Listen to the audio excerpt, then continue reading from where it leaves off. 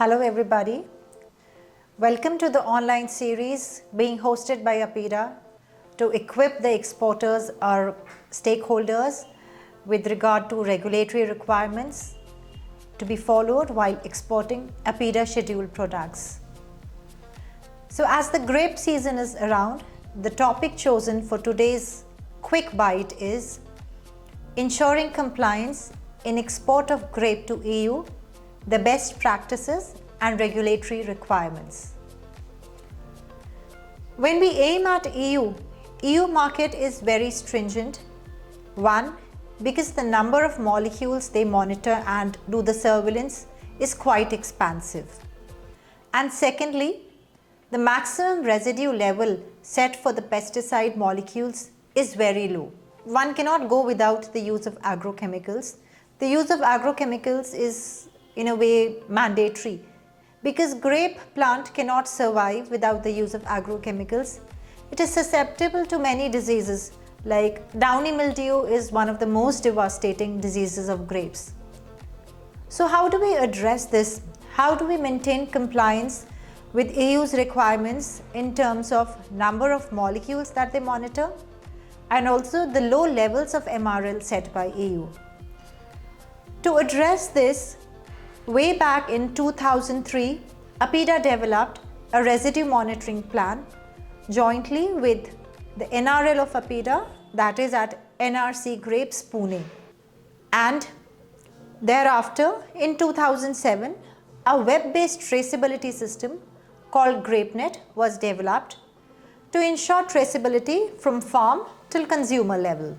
The basic steps which are to be followed while exporting grapes to EU are: firstly, the farms from where the produce is to be sourced and is being intended to be exported to EU, the farm registration is mandatory by state agri or state horti officer in GrapeNet. These farmers shall use only the allowed agrochemicals which are listed in Annexure 5. Accordingly, the frequency and the dose of application will be followed and the other best practices which would be recommended.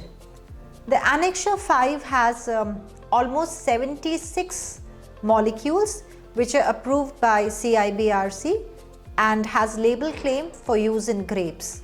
Apart from this, pre-harvest sampling is done by APEDA recognized laboratories for grapes until and unless the laboratories reports prove that the grape produce is in compliance with EU requirements, the shipment cannot be taken up. The grapes are handled and processed at pack houses which are approved for use by APEDA and NPPO.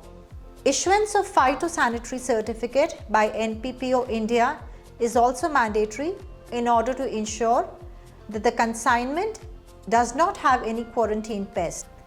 Then CAG certificate, that is said certificate of egg mark grading by DMI approved samplers is also mandatory.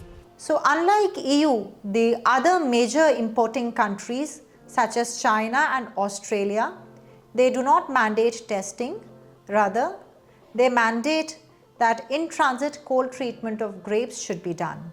If we talk about the number of laboratories which are approved till date for sampling and analysis of grapes is 42, and these laboratories, they monitor the grape sample and analyze for 273 molecules which are listed in Annexure 9 of grape export procedure. And these two annexures, Annexure 5 which I spoke about it just a while ago and Annexure 9, they are regularly updated and annually the changes are hosted on APEDA website.